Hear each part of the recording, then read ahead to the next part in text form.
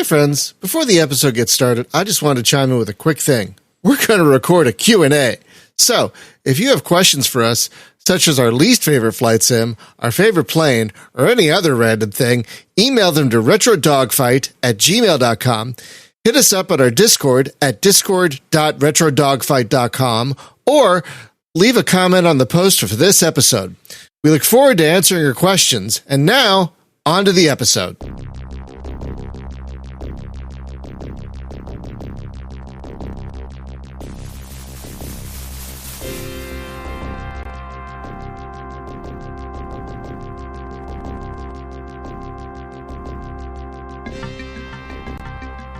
Roll 5.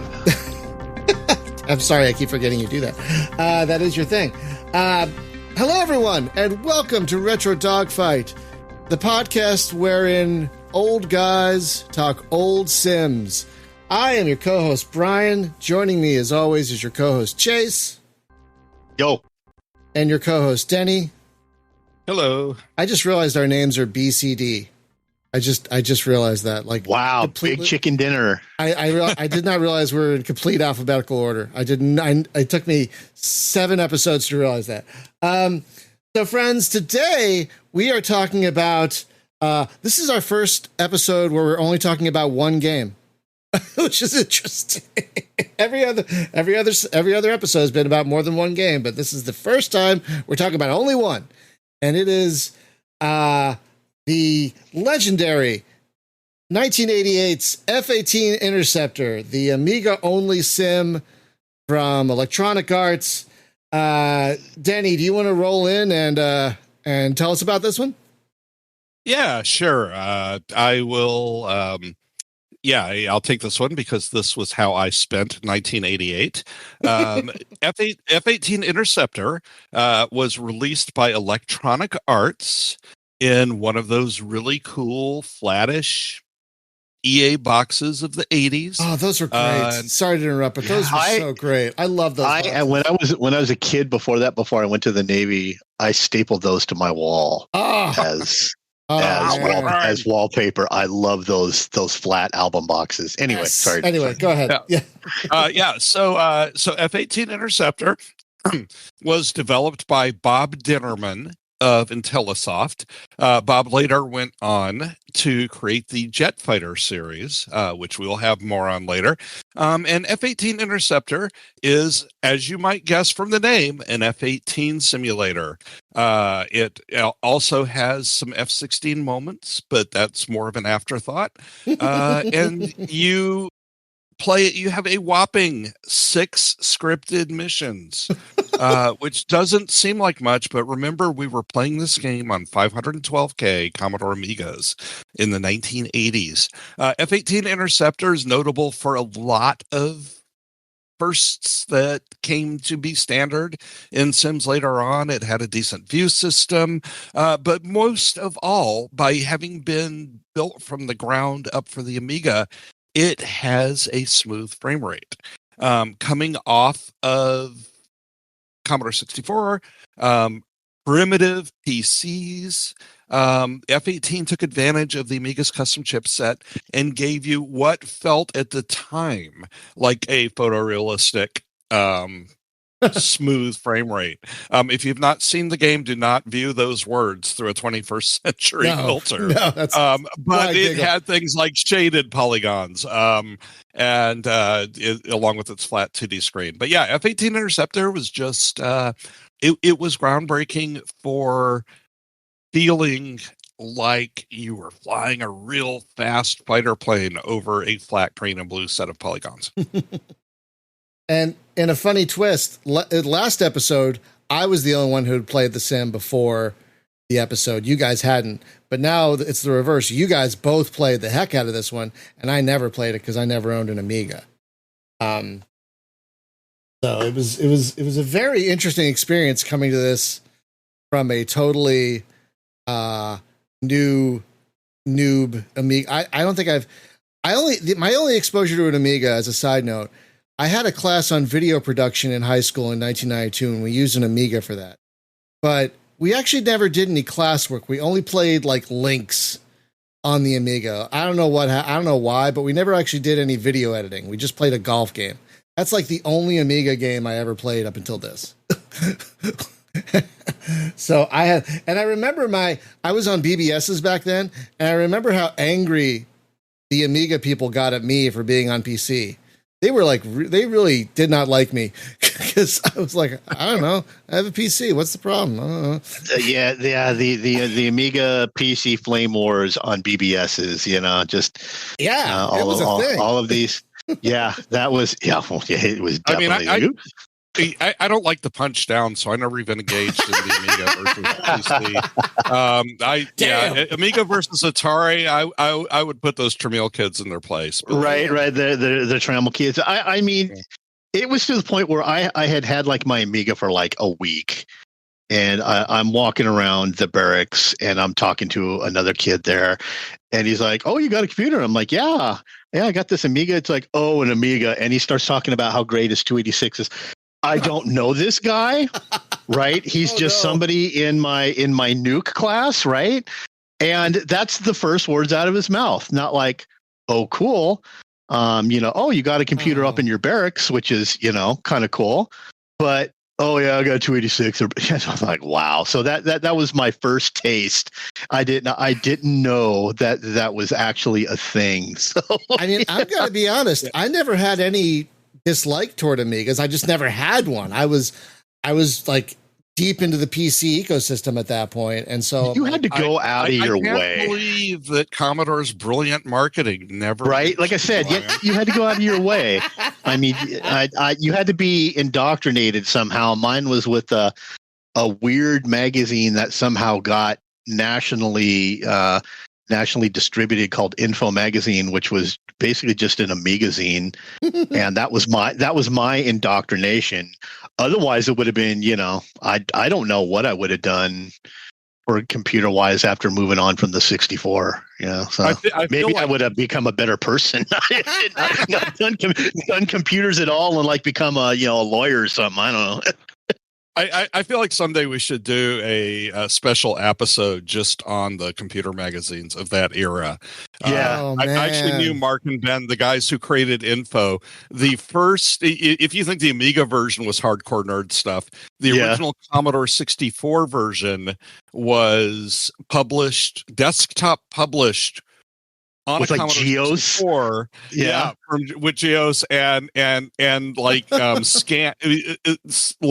scanned by. You didn't have home scanners at that point. No, you didn't. It was at the printer, but they like literally had dot matrix prints that were scanned.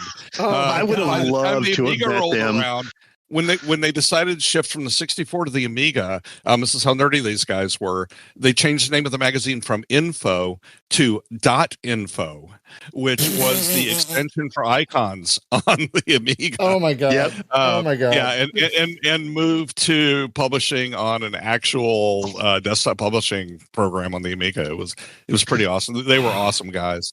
And I feel like maybe just a quick overview of the Amiga from a guy who somehow managed to support his life for a couple of years off of Amiga journalism. If you somehow didn't have one, and as I said, if Commodore was selling sushi, I think I may have probably even told this joke on the show already, but they would call it Commodore's Cold Raw Dead Fish. Because that was a pretty common. The U.S. side sucked. Yeah. The U.S. side sucked. Well in England. The U.K. side is I forget his name. It's like Kit, but he was a genius over there. But over here, Commodore was stinky, dead, nasty fish. They built a computer that came out a year after the first 128K black and white Mac that had a mouse, windowing operating system. It was multitasking. Like 10 years before the PC got actual preemptive multitasking in its consumer operating system. It had stereo digital sound with 4 channels. PCs, if you put an ad-lib card in your PC, you could go from buzzes to beeps and boops. It was absolutely technologically amazing, but there was a saying during the day, no one ever got fired for buying IBM. and they could not get in the business, and everyone saw the big money in business. And sadly, if they had had the foresight to realize that there really was a consumer computer market, like I don't know if the Commodore 64 had been the best-selling home computer of all time, and they could have learned something from that, but nope. So anyway, I have a question. Angry again. I have a question coming from the PC side. One of the reasons it's been said that the PC market eventually dominated is because IBM allowed clones to be made. Like they allowed, Radio Shack and all these other computers to make IBM clones. I don't think Commodore did that, right? There weren't Commodore clones. No. There was no point because Commodore's idea was to cut costs as much as possible. You couldn't clone a Commodore 64 unless you were like in Eastern Bloc country, right?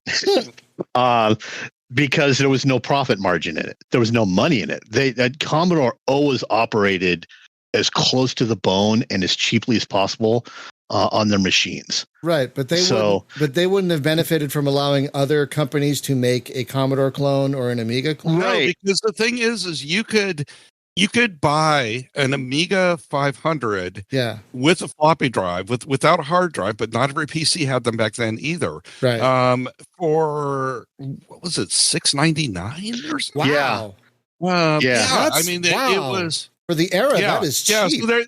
So they didn't need a compact because their computers were not expensive at all. They were an amazing value. As a college student at the time, like that was like amazing to have this power. It's something I could afford at the same time for less than $1,000 with the monitor.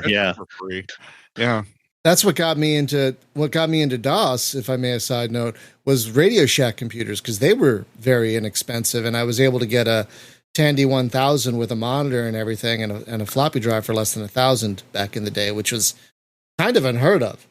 I mean, that's how I started. I mean, it's like the only reason I could get into computers is on the cheap end, not the absolute cheapest end, like the VICs and the Spectrums. I was lucky enough to get a Commodore, but and if you also think there were no Amiga clones because IBMs were all off the shelf hardware. Amigas were not. They had custom chips that only Commodore /MOS built.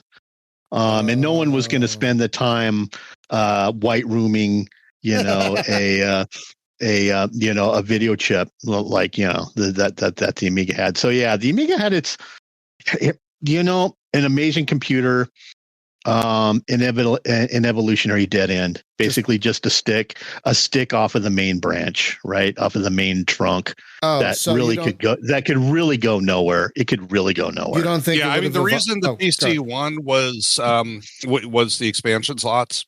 Like a PC in the first like 6-7 years of the Amiga's existence, PC graphics sucked. And PC sound sucked compared to what you could get on the Amiga. But eventually, third-party companies made cheaper, faster video cards, added 3D. They came out with good stereo sound cards, everything. And you could slot those in. Whereas the Amiga it gave them like a 7-year advantage that they had these chips that did all this stuff so much better than you could do with an add-on card on the PC. But then when it came time to make it better, they engineered like an update called a AA chipset, which added 256 color graphics and higher resolutions and VGA output and kind of brought it up to modern standards. And when Commodore finally tanked in the mid-90s, they were working on a AAA chipset that would have been super cool, but they ran out of money to build it because they had to do it all themselves. They couldn't rely on, Creative Labs and 3DFX and all those companies to help make their platform better. Basically to drive the discussion back to where we were, I would recommend, and we probably want to sticky these in the discussion, 2 books. One called Commodore, A Company on the Edge. That is actually a series of 3 books about Commodore, starting with its MOS days in the early 70s. And one called The Future is Here by Jimmy Marr. or I'm sorry, the future was here. That is another really good, another good Amiga book that goes into depth. I will ask you about those again later, so I can add links to the description. Okay. Okay. Yeah, and I will add Commodore the Amiga Years by Brian Bagnall. And yeah, that's the follow up to A Company on the Edge, I think. Yeah, it's specific to the Amiga years, and I'm not just bringing it up because I'm quoted in it. Because if that was my reasoning, I would bring up Denny Atkins' Best Amiga Tips and Secrets, which I would highly recommend finding if you actually decide you want to start playing with emulators and learn how the operating system works. Was one of your suggestions to always use Disk Doctor when it popped up? I honestly don't remember. My only suggestion I remember out of it was I put in the miscellaneous section at the back. It was miscellaneous tips, and I put a tip on cooking Kraft macaroni and cheese in that section because hey, it was miscellaneous. And I put that in just as a joke for my editor so that she would get a laugh, figuring she would cut it. And she thought it was hilarious and left it in the book. Nice. It was cut out of the Italian translation because you couldn't get Kraft macaroni and cheese over there. Primitives. Well, friends, I hope you don't mind this tangent into Amiga land, but it's very important because you get old Amiga heads talking about Amigas, you're in trouble. I also think, sorry to interrupt. Yeah. I was going to say, I'm sorry get your tea and biscuits. But I feel it's important to give context to the sim that we're about to talk about because was this the first flight sim for the Amiga, like solely for period for the Amiga? This was not. No, Sublogic had done. Sublogic who made the original flight simulator, and it's the same code that became Microsoft Flight Simulator. Sublogic had a game called Jet. Yes, and they had done a demo of Jet that I don't know if it was meant to be distributed or if it just leaked, but we had a copy at the computer store I worked at. It was amazing. It was like 15 frames a second, which in those days was so smooth. Because remember, we were coming off 3 or 4 on the PC and Commodore Sims in that era. The Jet demo was absolutely amazing. The game took forever to come out. When it finally came out, like 2 or 3 years after that demo, they added a bunch of features, and it suddenly slowed down and felt like a PC sim. It was very sad. So F-18 Interceptor, I think, was the first one that was a good game design and had that smooth frame rate that made it feel like a Amiga title. And now I played this on Amiga Forever, which I had never used before this. And I have to say, I was impressed by how well it ran. Like in 1988, like I've got my I am going to stop you there. Just to stop you there. I'm not sure if this is the problem that I ran into. I use a software called AGS to run Amiga games. The problem is a lot of them, they are rewritten to be played on faster Amigas. If you were to go back to me and Denny's day and pop in that disc in on a 500 and he had a 1000, we were running that on the original 6800 or 68,000 processor. It ain't that smooth. I'll get to that later. That is just one of the things I did want to point out because my default way of playing this was through AGS, Amiga Game Selector, and that is set up in an A1200 environment, which is more than 2 times as fast. So, and how did that? I'm not sure. I am not sure what Amiga Forever sets up for this game. If it sets up a 500 environment or if it sets up a 1200 environment. Since I set it up there, let me go into a little tech geek for a second for people who want to do this because there is important information. It defaults to a 68,000 processor. Okay, which is the base A1000, A2000, A500. That part is okay. It also defaults to 512 kilobytes of RAM. That's less than a meg, kids. And this game actually, if you had 1 megabyte or more, you can view the full demo sequence. If you only have 512, there's a point where it's flying up to the beautifully rendered Golden Gate Bridge. and the plane just crashes because they didn't have enough memory to put the whole demo in RAM. What? My suggestion would be to set it up with a 68010 processor, which is a little bit faster than the, like 10% faster than the original, and have 512K of chip RAM and another like 1 megabyte of fast RAM. I don't think, and that will let you fly it at its original speed with all of the features. I actually also played it. I set it to a 68020 because that's the same as the Amiga 1200, which I also played this on. Yeah. And what I realized is this is an early enough game that it wasn't speed adjusted for it. Nope. And you get a smoother frame rate, but all of the text descriptions of your missions fly by at double the speed that you can read them. So at least the first time you play it, you don't want to play it on a 020 or faster because it'll look pretty, but it'll be parts of it will be unreadable. Because they go by. Yeah, the way I initially played it was AGS over, as you can imagine, over the last like 30, 40 years. People have taken these really old Amiga games that are intended to be run only on original Amiga hardware, the old stuff, and they've monkeyed with them. They've got them so that they work on a hard drive or virtual hard drive in this case. And in this case with FA-18, somebody back like 20 years ago wrote a speed fix for it. That is part of the WHD load for it now. So an Amiga Game Simulator or Selector, it's got this fix and it runs on an 020. So the text actually hangs around. I mean, folks listening to this are going, when are you going to talk about the simulation? The Amiga and Amiga emulation is a vast rabbit hole. So it's important.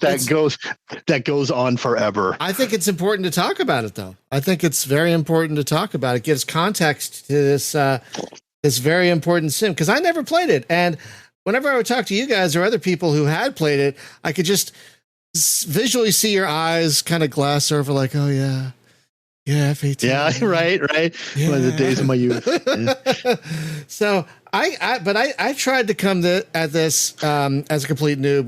What did you think of it? I mean, you better get us off of the Amiga. Let's let Brian do his thing. So there were things I liked about it, like it was audio and visually.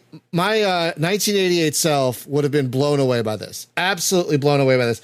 I think my favorite thing was when the planes blew up and they blew apart in these flaming pieces. They like flowered off into these flames. That was wonderful. I loved that. But with smoke and flames in the smoke. Yeah. Right, amazing stuff. Beautiful stuff. But like, I wasn't prepared for like no waypoints. This game does not have any waypoints of like most flight sims I've played, like F-19 and whatnot, waypoints. This game is like, oh, your bogey is like at 60 degrees. Go. Like, what? Wait, huh? Okay. And you rely solely on your radar to find out where you're going and what you're doing.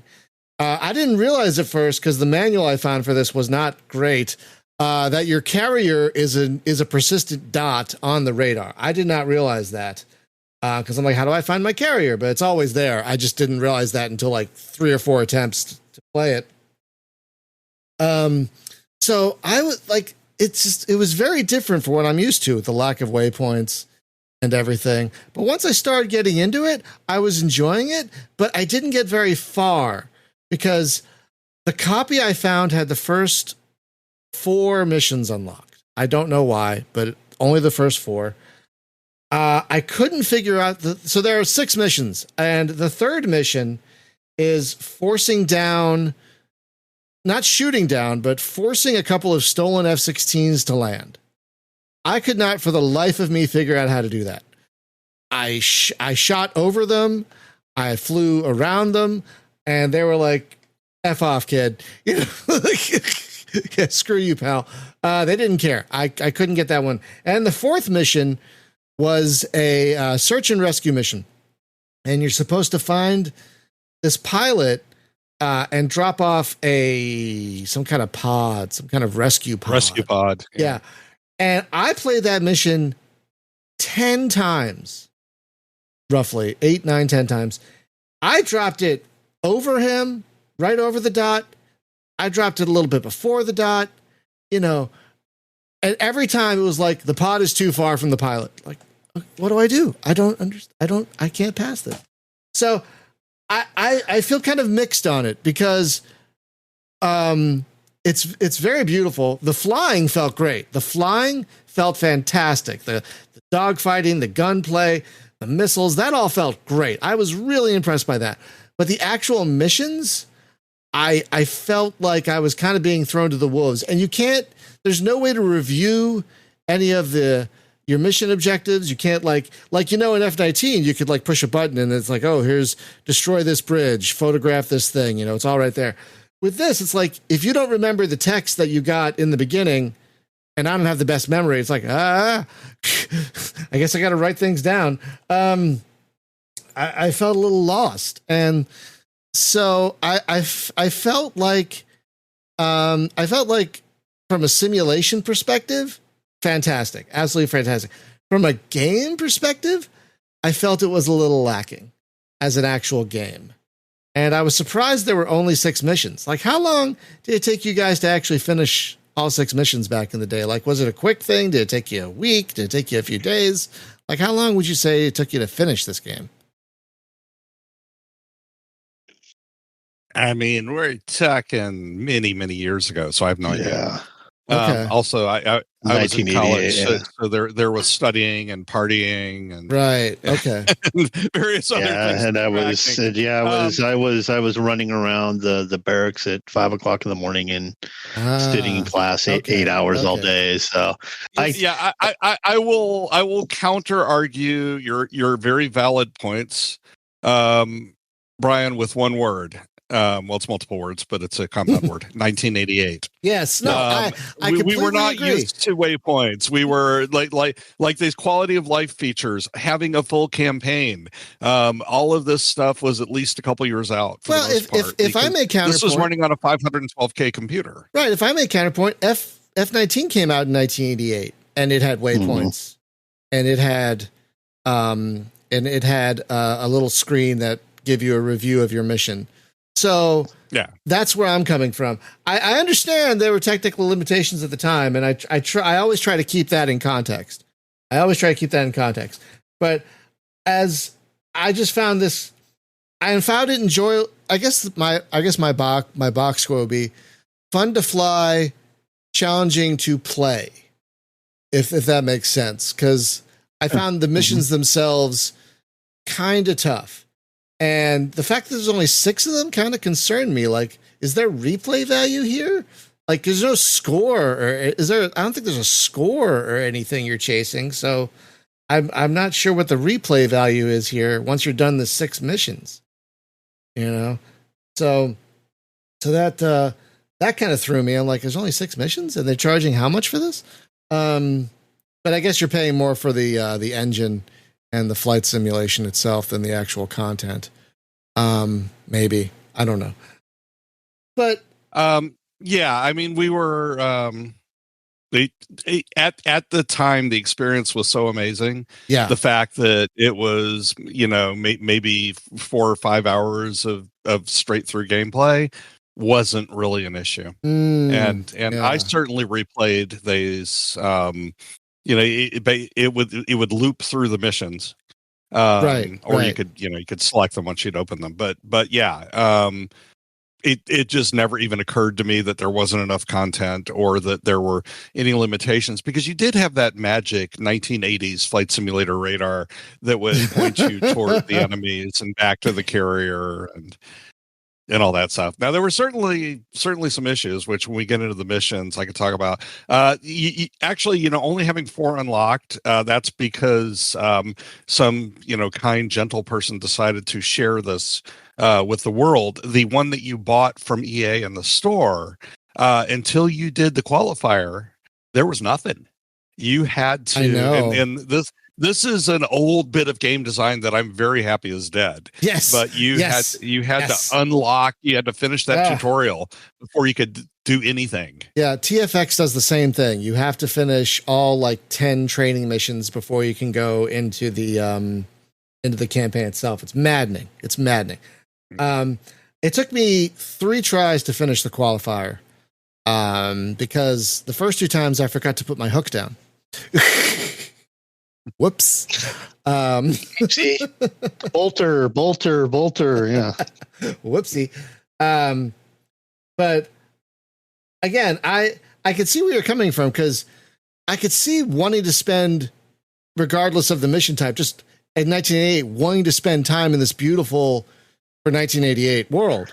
That's the selling point of this game, is really spending time in this beautiful world that they've created. You got to be of the mindset of 1988. Just looking at that 32 color deluxe paint title screen and hearing kind of Top Gun-ish music, that was a big deal.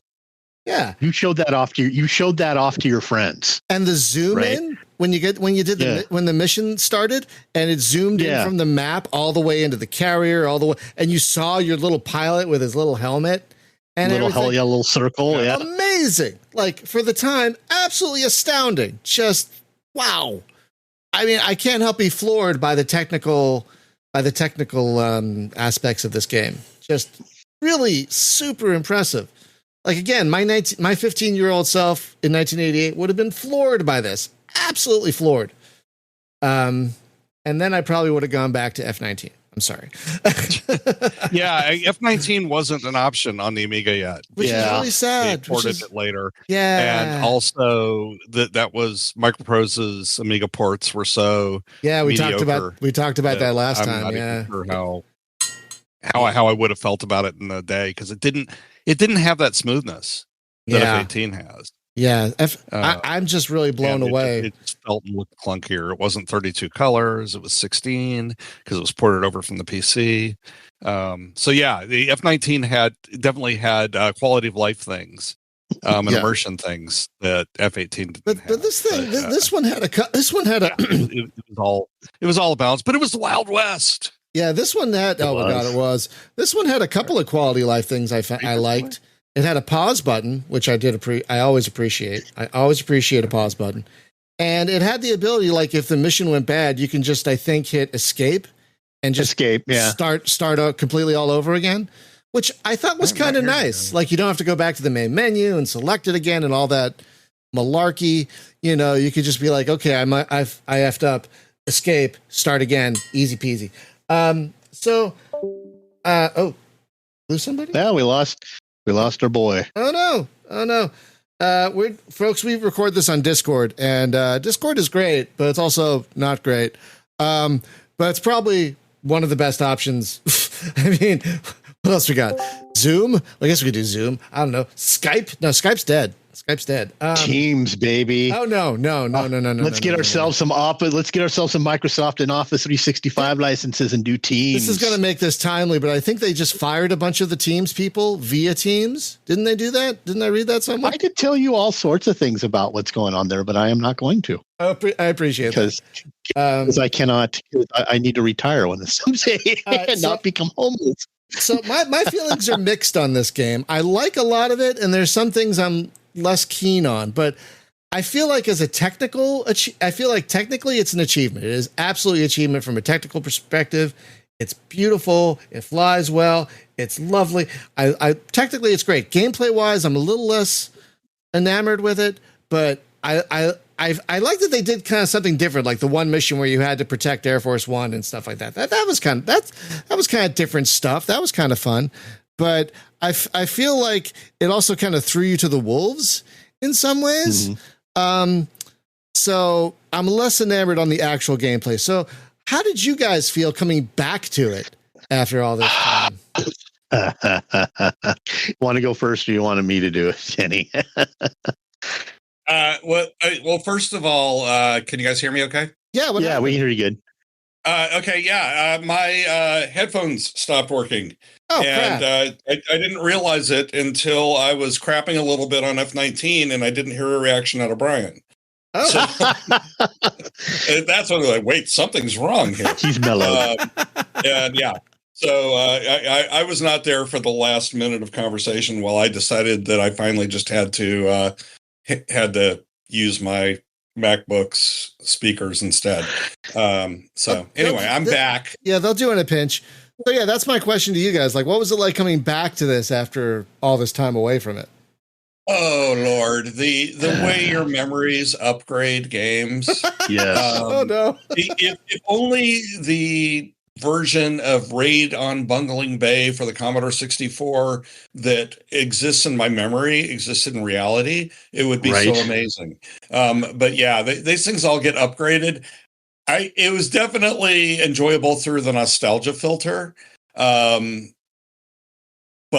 yeah, the joy of that first play was definitely not fully recreated. It's not like watching a favorite old movie from the 70s that still holds up or something. I was pretty happy with the zoom in until I actually got in the cockpit, and I'm just like, wow, this is an old piece of dog shit. Oh no. Oh no. I mean, in terms of, the ground graphics, okay, I kind of like the detail that the polygonal, but things like the view range, you literally do not see an enemy, and we'll talk about that in a second. Oh God, right. The enemy MiG-29 until it is right on top of you. I don't know what LOD or whatever, or a missile until it is right on top of you. I mean, you can see it you set your radar to 2, right?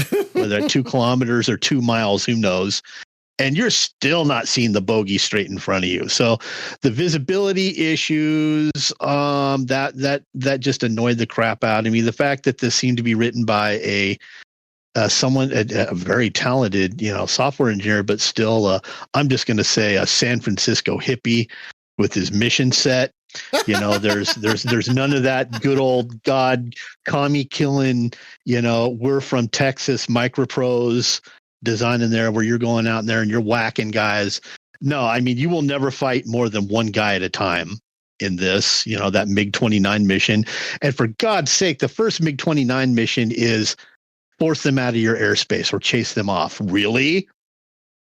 So as an engine, wonderful. As a game, oh my God, and Denny is right on the money. It's just like, wow, 18-year-old Chase sitting down, first time popping that disc in and just having his brain blown out of his ears. But going back to it, it's just that some things should just be left in the past. Let it take headspace as being this amazing flight sim in your head. Like I'll just say it, a bunch of Amiga games from that period. But it is not a good game. It is. And oddly enough, we're going to be talking about these games next week.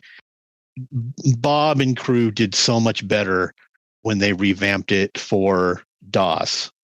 And also notice that this is the only Amiga game that he did. So I don't know if this was an Electronic Arts dictate that he write an Amiga game, or he wrote something in Amiga DOS and he hated it. And so he went to the DOS world, or I don't know, but this is Bob Dinnerman's one thing. This is what he did. And he did it much better in the next Jet Fighter game that he did on DOS. Yeah, do you want to move on to talk about that real quick? That we're going to be talking about. No. I still have things to say. Oh, okay. Sure. I've already dropped my S bomb on this game, and just we'll let Denny pick it up. Yeah, sorry. Please.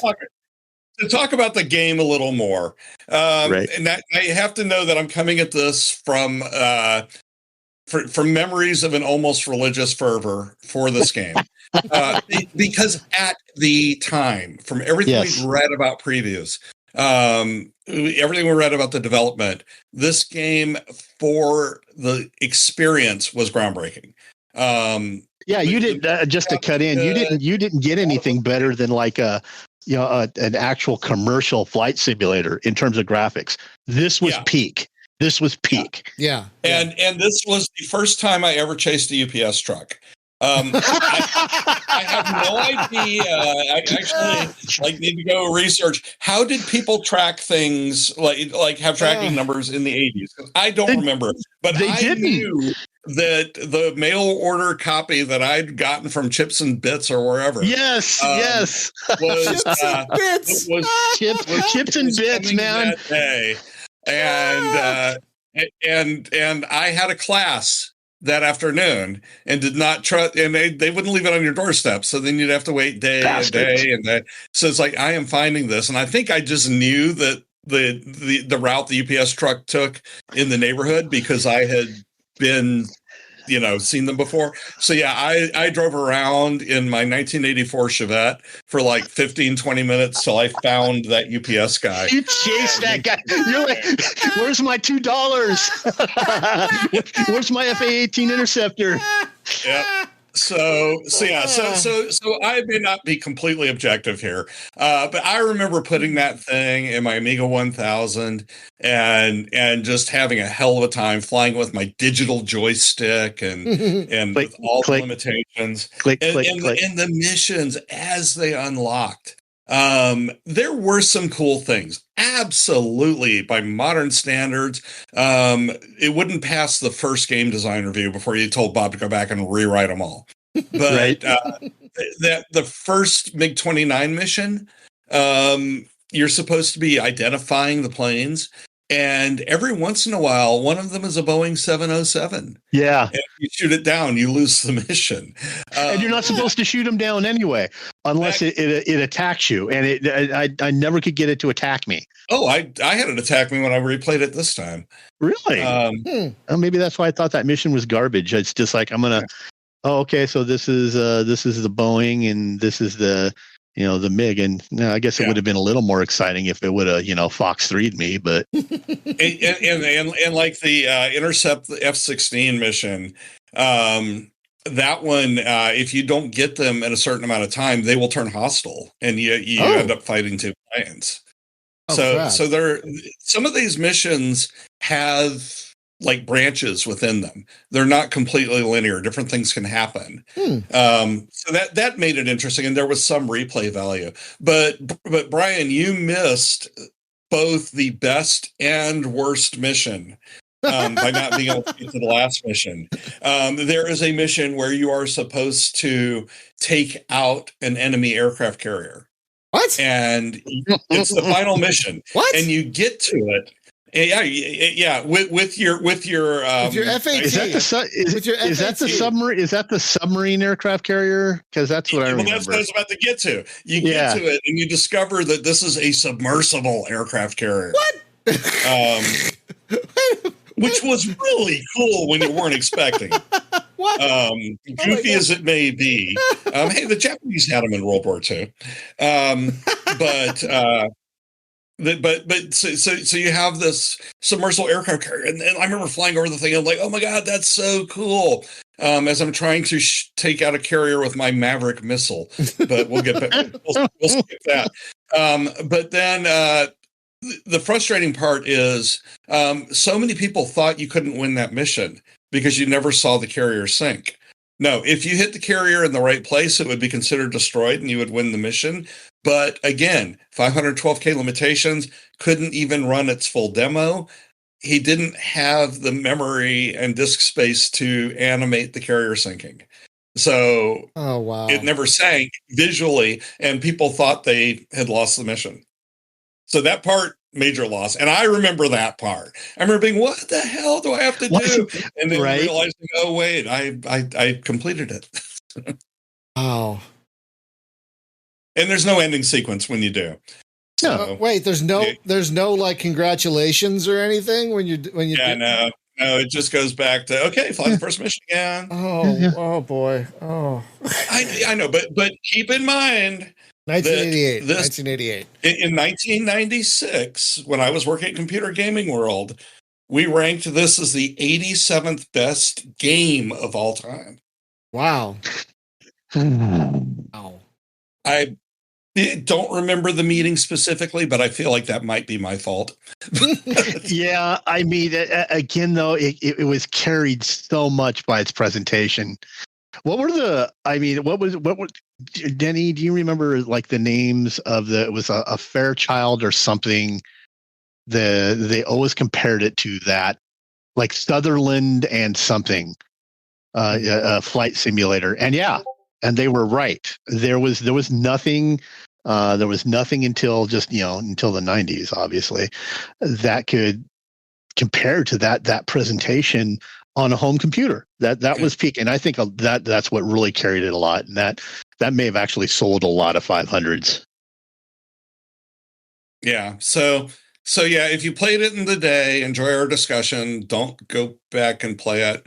If you do, if you're playing it for the first time, keep in mind that it's a fast, it's time, the hardware at the time, and that this was the game that launched the Jet Fighter series, which then brought an additional like 25 years of frustrating experiences. So yeah. It is very much a product of its time. It's an interesting time capsule. It's a very fascinating time capsule.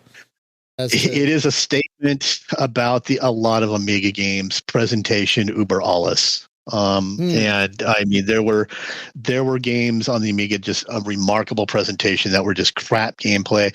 And going back to it, it's like, now that Denny's mentioning, I'm kind of remembering some of it. It did have branching things. The F-16 didn't always respond the same way, and just some of the ridiculousness. But dropping.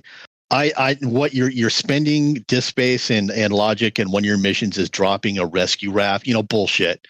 Don't get out of my face with that weak crap. But it is very much a product of its time. But it is, and it is a 1988 visual delight. And just as you mentioned earlier before, Brian, just like that part where it's zooming in after you choose all your missions onto the San Francisco area, and it's just like, yeah, that was awesome. Yeah, I don't know why I have an easy time putting myself back into the year like 1988, and so again, I can see that I visually would have been blown away by this, and then I'd try to play it like, okay, I'm not having that much fun. Yeah, neither did I. As opposed to firing up like a Microprose 1988 sim, right? That's more fun. You look like ass on EGA or Hercules. Whatever you have it set it for. It was what? Gunship is thinking back. Gunship was 88. So Gunship and F-19. Well, Gunship was 80. If we're talking DOS, I don't know Amiga. DOS was 86. DOS was 86. Okay, so shit, yeah. And F-19 was 88. Yeah. So in terms of game design and that kind of thing, yeah, Microprose had F-18 just beat like a sick dog. But the Amiga graphics over everything mentality at that time, presentation. I'm just thinking, mix the technical engine of this game with the gameplay of F-19. Right. Oh my God. But could they have? That's the thing. Yeah, I don't know. I mean, you're again, like Denny keeps reminding us. I was lucky enough to buy a half meg baseboard pretty early because I wanted to play Dungeon Master, which was like the first game to actually require a 1 megabyte Amiga. But yeah, there was only so much you could cram into that half meg. And I'm thinking that the priorities here were to make it look beautiful for the time. And I think there they succeeded. I think if that was their primary goal, they absolutely succeeded in that regard. Like 100%. Like technically, this is a tour de force. I could see this game selling Amigas. I can totally see this game selling Amigas. Like you see this. And what's funny is what's funny is I bought this. This was one of my first Amiga. This was my first Amiga game, but I bought it along with a game that was not any kind of visual masterpiece, but was just a blast of a game. Breach, which was a a turn-based, top-down, war gamey as hell future sci-fi thing. It's like an XCOM thing. It was like, it had a construction set, and I've always had a hard on for construction sets, whether I use them or not. But that was roundly in my wheelhouse as a cardboard pushing war game nerd. So, like, on one hand, you had just this amazing tour de force. And then you had Breach, which was the throwback war game design that I played way much more of. So, yeah. And I like how this is a side note, but the next Breach games linked up with the Rules of Engagement games, which I thought was and then fun. they did. I mean, that's like, wow, yeah, you could do that. It wasn't optimal. But it was fun that you could do that. It was great that you could do that. If you were totally just immersed hellishly in that universe, and those were like the only two games you had and ever wanted to play, you never had to leave the house. No. I mean, it's like, you had your space battles, and then you could fight and then you had your boarding battles, and you were good. Yeah. You were good. Mind blowing for the time. Yeah, that's just kind of the thing that the mentality I had is like, I bought these two games at the same time, my first two Amiga games, at the shady as hell Orlando like software hut, where the owner encouraged you to pirate because he wanted games too. Had the Boeing demo running on an Amigo there and telling me it was made in Fanavision, and so that he could sell it was not. But those two games. Wow. Hell, shall we talk about what we're doing next? Because it's kind of related. Yeah, I kind of did a totally unrelated and totally didn't mean to segue to the next games, which are the Jet Fighter series. Which after playing the remake that Bob did in DOS for F-18 Interceptor, looks like ass, orange ground and blue sky, but it's a better game. It's a better game. It has more stuff. Yeah, it's got a lot more missions. It's got 3 planes instead of 2. It's got the you get the Tomcat. Yeah, exactly. So, friends, to keep the Dinner Man party going. I'm sorry. Danny, do you have something to say about that? I see you popping up on, but we can't hear you, or I can't hear you. No, I'm just chuckling at terrible. Brian's brilliant. Yeah, right. That was terrible. Friends, for the next episode, we're going to keep the I'm not going to say it again, the party going. We are going to we're going to try and tackle because there are 7 Jet Fighter games, 7, and Bob Dinnerman didn't work on all of them. Like, he worked on the first 4 or 5. We are going to try and cover in the next episode all of them, and it's interesting because Jet Fighter: The Adventure came out the same year as F-18 Interceptor. I think somebody got shortchanged on that deal. I would have so much more positive to say if the Amiga version could have included the DOS versions. Yeah, I'm wondering if something happened with EA, because Jet Fighter is not EA. It's Velocity. No. So I'm wondering if because EA started getting evil, I think, around that time, if I'm remembering correctly. So when just the more Amiga crap, that they were the initial Amiga people. Trip Hawkins was like, when the Amiga came out, they were like, we're going to be the Amiga flag bearers. And then a couple years later, he's like telling his programmers, can you guys go back to writing in 6800 or 6502?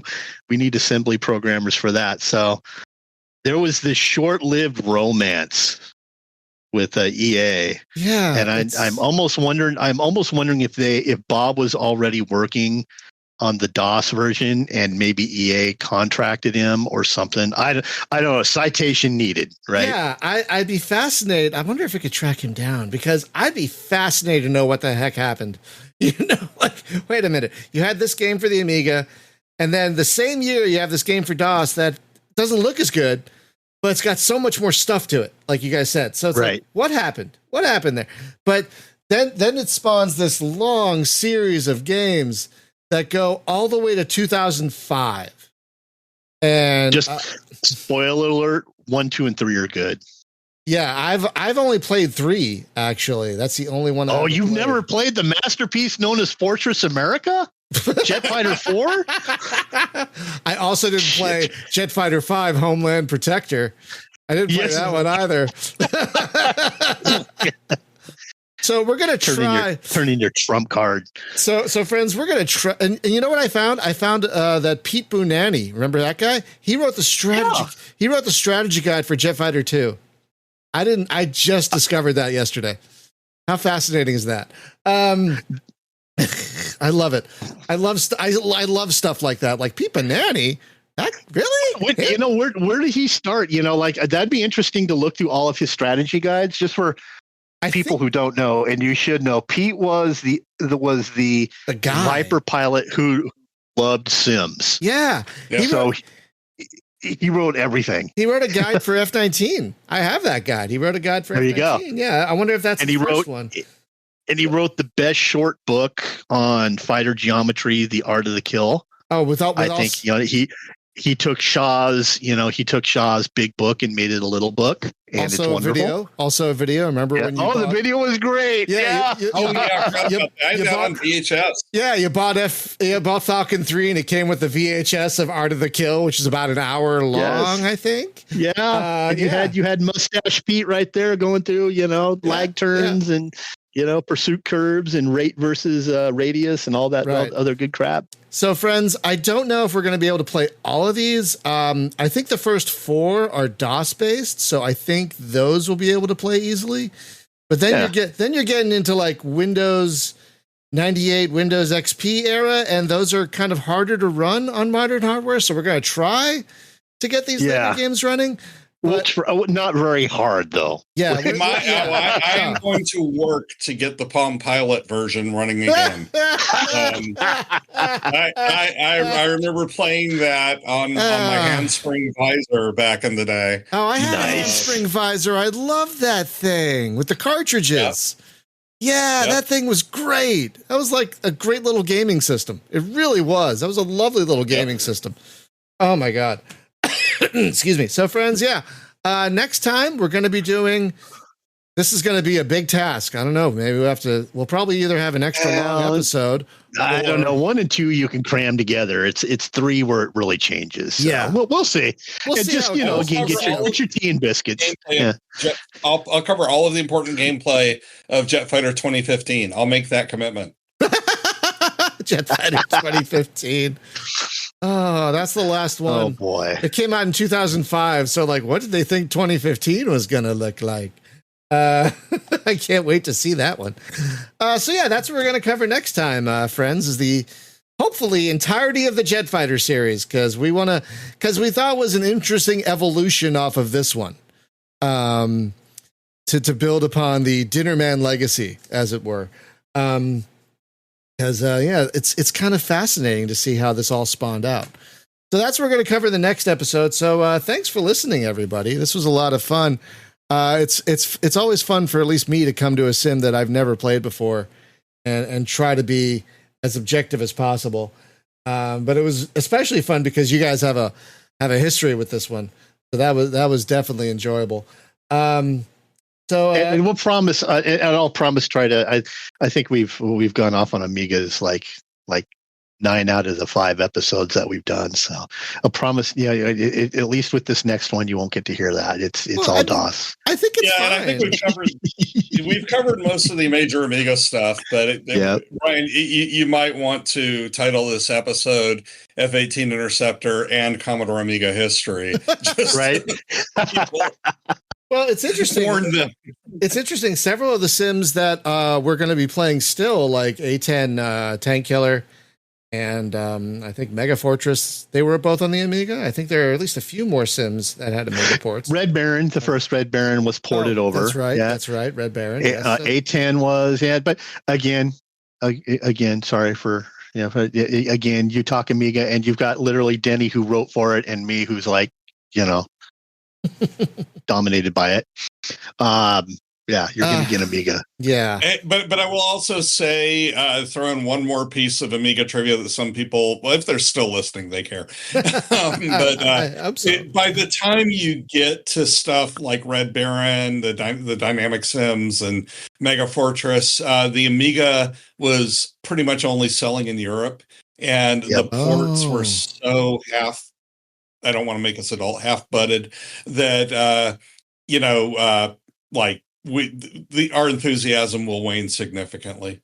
Yes, I see. Later sim, to the point where one particular Amiga sim drove me to the PC. Oh, which one was that? But we'll get to we'll get to that when we get to it. We'll save it. It's a surprise, man. Okay, I don't want to know. Don't tell me. Don't even tell me. I don't want to know. All right. So, everyone, thank you so much for listening. We're really enjoying this. This is a joy to do. So I really hope that you guys are enjoying this, and we hope to be doing this for a long time. So thank you so much for listening, and we will see you next time with the hopefully entirety of the Jet Fighter series. And don't forget, as always, to check your 6. See you next time, everybody. Bye-bye. Bye-bye. Bye now.